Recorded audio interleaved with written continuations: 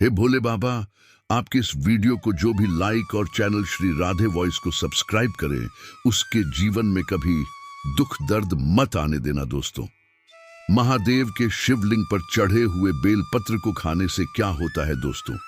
अगर आपके जीवन में किसी भी प्रकार की कोई समस्या चल रही है, पैसे की कमी है, नौकरी नहीं लग पा रही है, बीमारियों से परेशान है, तो किसी भी प्रकार की कोई भी समस्या है, आज की इस वीडियो में आपकी सभी समस्याओं का निवारण होगा। दोस्तों, वीडियो आगे शुरू करें। सबसे पहले महादेव के सच्चे भक्त श्री राधे वॉइस चैनल की इस वीडियो को एक लाइक अवश्य कर दें और कमेंट बॉक्स में हर हर महादेव अवश्य लिख दें, जिससे कि महादेव का आशीर्वाद आपको सीधे प्राप्त हो सके। तो दोस्तों, आखिर क्या होता है? आपने सुना होगा कि जो शिवलिंग होती है उस पर जो बेलपत्र चढ़ाया जाता है, उसके खाने से क्या फायदे होते हैं। कई बार आपने सुना होगा, लेकिन आज आपको वास्तविक बातें पता चलेंगी जो कि आपको कहीं भी नहीं पता चलने वाली। आप लाखों करोड़ों रुपए खर्च कर देंगे, आपको यह जानकारी नहीं पता चल पाएंगी।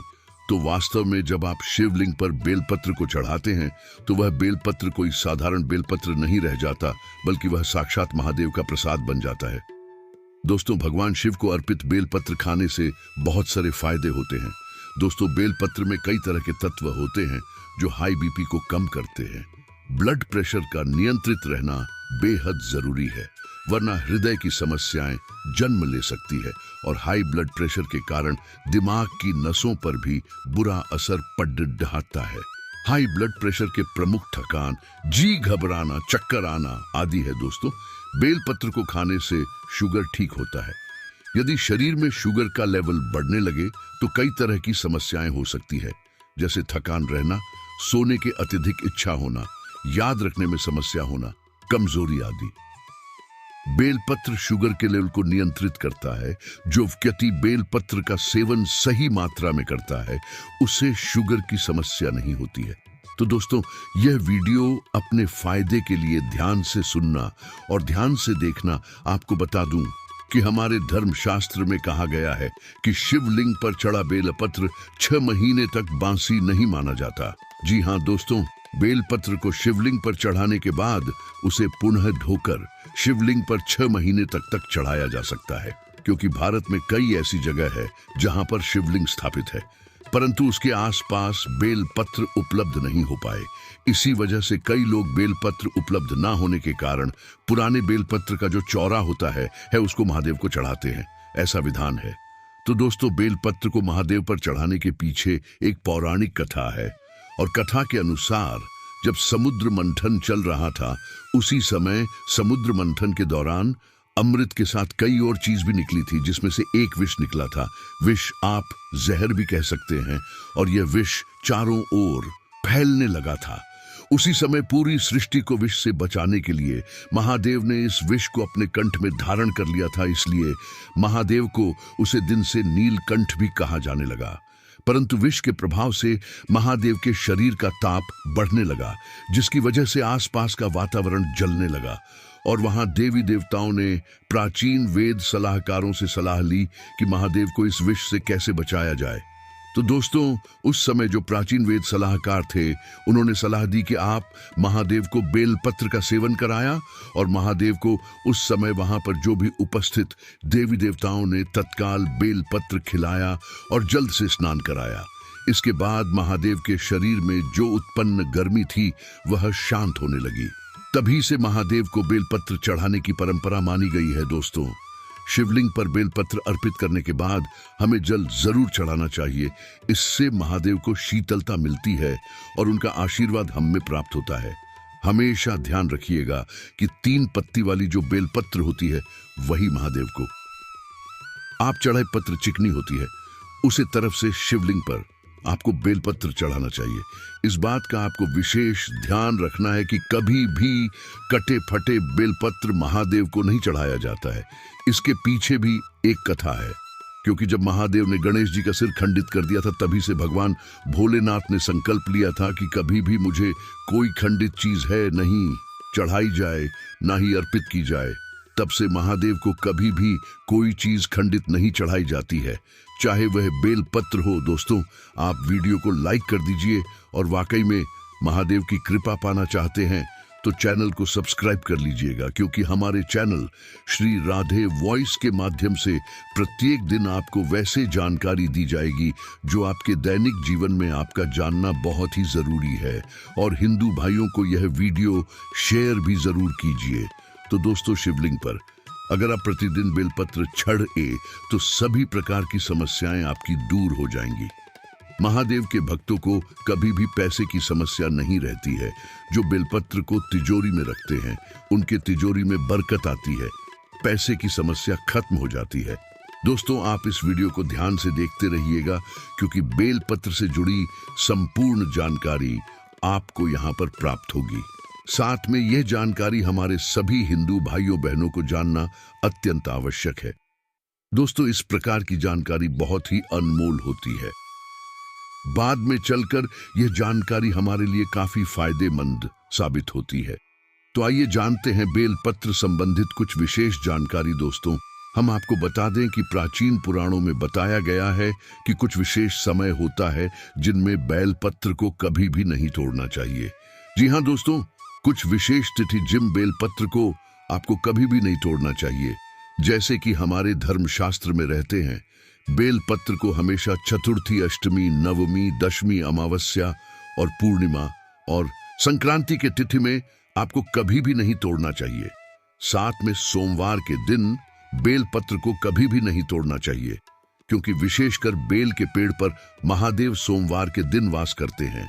क्योंकि बेलपत्र के संपूर्ण हिस्से में भगवान महादेव का वास माना जाता है। बेल पेड़ के मध्य भाग में भगवान विष्णु जी का भी वास माना जाता है। और दोस्तों, मैं आपको बता दूं कि जो बेलपत्र के जो बेल होता है, इसकी पत्तियों में शक्ति मानी जाती है।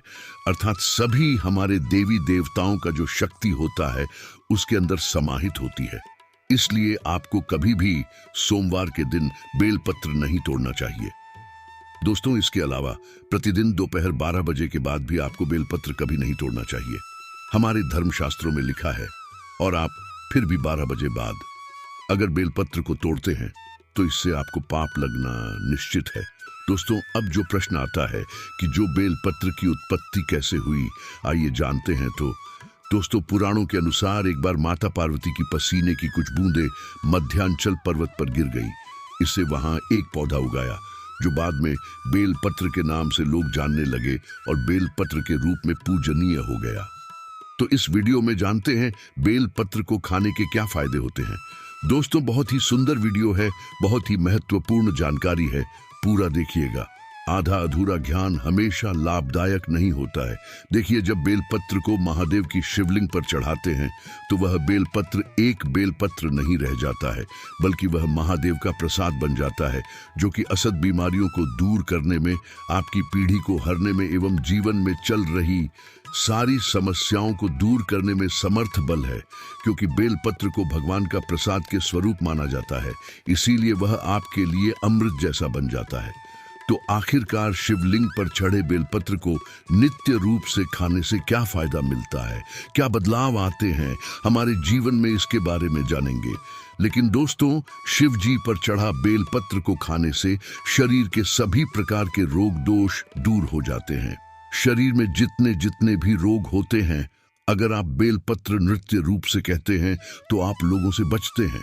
रोग दोष, पित्त दोष का प्रदोष या 3 प्रकार के दोष बताए गए हैं, और इन्हीं 3 प्रकार के दोषों की वजह से आपके शरीर में अन्य दोष उत्पन्न होते हैं।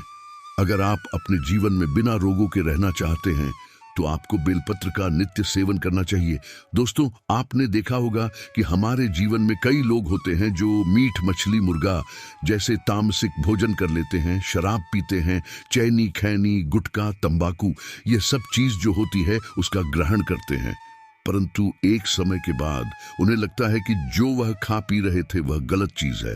परंतु आप वह जो पाप कर चुके हैं उसको कैसे खत्म करें?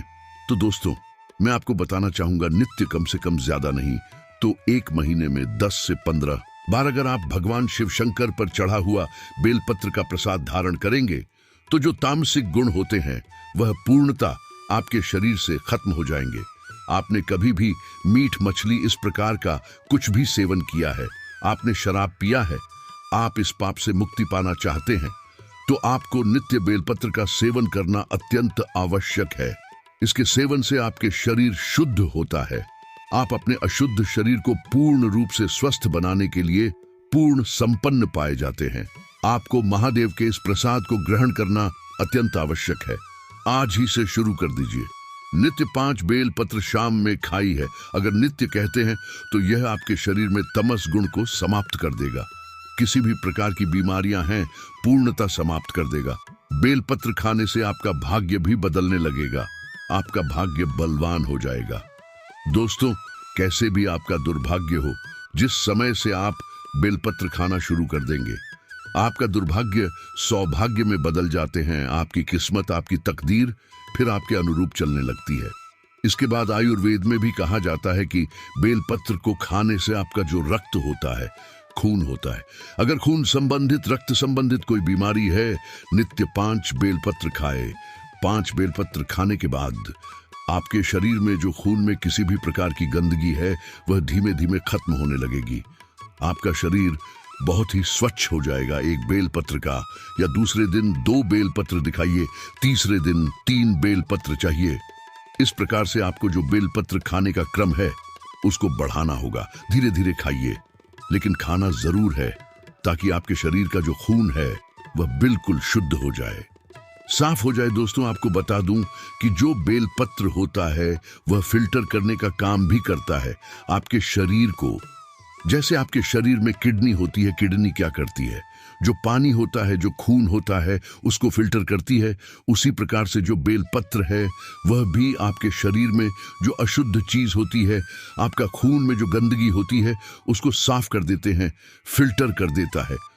दोस्तों, हम आपको बताना चाहेंगे, शिवलिंग पर चढ़ा बेलपत्र रूप से 1 महीने तक खाने से आपकी सभी इच्छाओं की पूर्ति होगी कि यह पैसा मुझे मिल जाए।